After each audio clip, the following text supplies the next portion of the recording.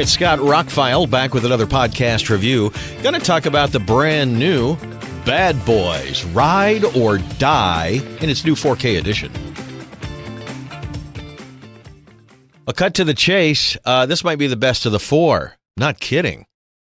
By the way, today is September 28th. I'm recording this on Saturday, and it is 5 years today that I started doing podcasts. So thank you for listening.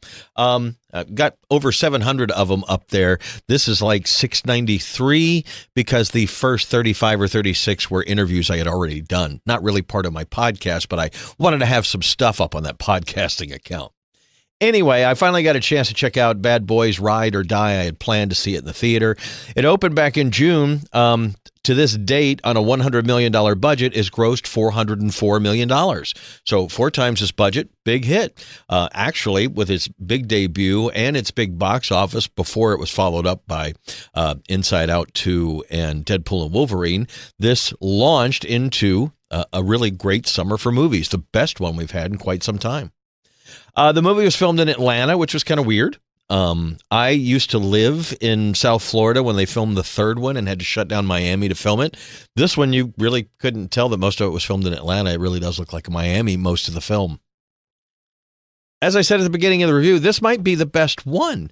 None of them are classics, in my opinion. I know a lot of people love these movies, but when the third one was coming out, I rewatched the first two and found out that the first one doesn't hold up as well as I thought. The second one, which I'd always thought was way bloated and overblown and just way too long, held up a little better than I had remembered, but still I didn't like it as much as the first one. And then I saw the third one, which I honestly thought was the best of the three. Had a better story, better pacing, better action. The two guys that did it had really not done a whole lot of U.S. stuff at the time. Adil and Belial are their names. After they did this, they have also worked on Miss Marvel. They worked on the Marvel TV series, and they've directed these two Bad Boys movies, the third one and the fourth one. Anyway, I did think the third one was the best of the three, and rewatching them, yeah, it's more modern. It has less Michael Bay-isms. They went over the top with this fourth one. I mean, it has a ton of Michael Bay, but they even talk about that, one of the extras, how they're basically paying homage to Michael Bay. There are two scenes in particular where they must have used drone, where there's massive action scenes going on, and the drone is flying in and out of all the action, and it doesn't look like CG. This looks like it actually happened. It's very fast and fast-paced and very exciting. It's a great way to see that this was action taking place in a large location on multiple levels, and it really is just an over-the-top, almost a Sam Raimi kind of scene, because it's just like, oh my God, you go through all this action. Really looks great. They do that a couple of times in the film. That obviously was an homage to Michael Bay because he's using a lot of drones. His movie Ambulance a couple of years ago was really well done, even though he kind of overly relied on that, hey, I can make a drone fly down the side of a building and it looks really cool and brings you right into the action. There are some also cheesy moments in the movie, but this is kind of, it plays into what we love about these movies.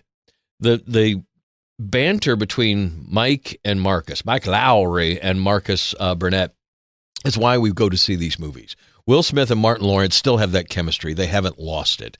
And this kind of flips the roles a little around in this movie, where Marcus is a little more Superman and Mike is a little more grounded and down to earth, which is an interesting twist on how this has played out for the last three movies. The story is more personal. It ties back to the earlier movies, but it's really about them trying to avenge the name of their boss who passed away in the last movie. Most of the characters from the last movie return, and you've probably heard about it, read about it. This isn't a spoiler. Reggie comes into his own in this movie. If you've seen all four movies, you know who Reggie is. Reggie has a scene in this movie that rivals anything in a John Wick film, and Reggie is all of a sudden, I mean, it was great. And then they have a nice ending of the film that also includes Reggie. And then for the 4K release, there is a new end credit scene, which was actually pretty humorous. I would have done it a little differently, but it was pretty funny. So no spoilers, but this is a more personal story. It involves all the characters from the last movie that survived, including Will Smith's newly found Latin son. Yeah, I can't really get into it, but it takes place right after the last movie. The son is still incarcerated. They're trying to pin some things on their former boss, who's no longer with us, so that's easy to do. And they've decided to, avenge his name. We find out more about the captain's daughter.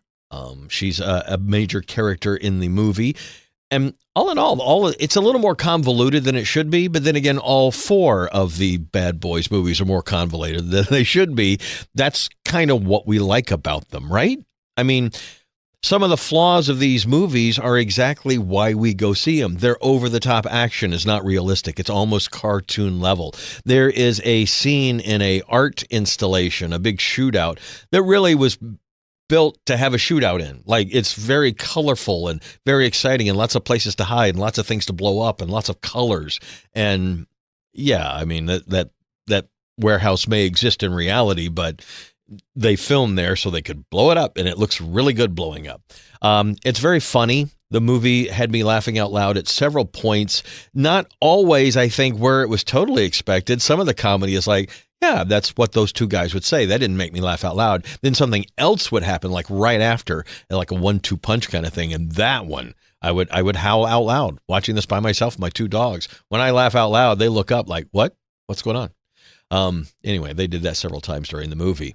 This could be the best one. But saying that, you really have to see the previous movies to fully enjoy this one. It's not like a Marvel level of connectivity, but especially the last one. This is like a 1-2, part 1 and part 2 almost. Doesn't tie, I mean, I made it sound like a Marvel movie, like it's part of a giant, no, it's not like that, but they do a good job of making this a fourth one, but also something new. I think the directors were trying to flex a little bit. They do some scenes and engage in some things that we haven't seen in the series so far. Marcus has an experience, and then that kind of resonates to the rest of the movie, and we get some things from his mind's eye and things that he sees that maybe not everybody else sees. And they've never really done a whole lot of that fantasy kind of stuff in a film. But it plays out really well, and it, again, fits what these two guys would say and do with each other and how they talk to each other. And I could pick the movie apart. There's red herrings and there's things that don't always play out right. And there's jokes that don't always land right. But overall, in under 2 hours, they not only match the previous movies, but may have surpassed it. At least it's a tied with the third one. I'm going to have to rewatch them all now and do kind of a ranking. But as my first watch ended, I was like, yeah, that might be the best one. At least I was entertained for 1 hour and 55 minutes. The second one was 2.5 hours, way too long for such movies. Last one was under 2 hours, I think, or right at. And this one, right at 2 hours. Felt great, moved fast, had enough comedy, had enough story, had enough soft moments where we have some heartfelt conversations and some things happen, and then some over-the-top, overblown action scenes. There's some great car chases. There's some great shootouts. There's a reason why this $100 million movie made $400 million, not just because of, the two stars. It's a decent movie, all in all, had a blast with it. So to talk a little bit about the 4K, as I mentioned in a previous review, I've gotten a new Panasonic 4K player, and I can evaluate the movies a little better.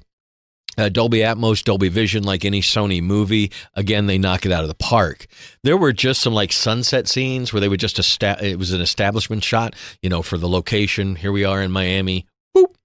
And the sunset scenes, can I freeze frame this and save it as like a screensaver on my TV? Really look like you were right there. Like I said, native 4K transfer in Dolby Vision, HDR, and Dolby Atmos. Really active surround sound mix. Movie looked fantastic all the way through. Maintained a really high bit rate, too. They put no extras on the 4K. Those are all on the Blu-ray. So the 4K literally only has the movie. And the bit rate averaged, when I checked it, between 60 and 80 megabits per second. There was one time it jumped up over 100 megabits. I don't know if that was accurate or not, but it was a pretty big scene in the film. My 4K player also said it reached a maximum luminance of 1017 nits, which is pretty bright in some of those HDR scenes. So all in all, to my non-expert eyes and ears, this is a really great almost 5 out of 5 transfer and almost 5 out of 5 surround sound. Really entertaining mix. There could have been more overhead stuff, and right as I was thinking like that, there's a helicopter going down scene where it's spinning around, and yeah. I can imagine if you were intoxicated, that might have made you sick, the way it kind of whirls around the room as the video is whirling around with this helicopter.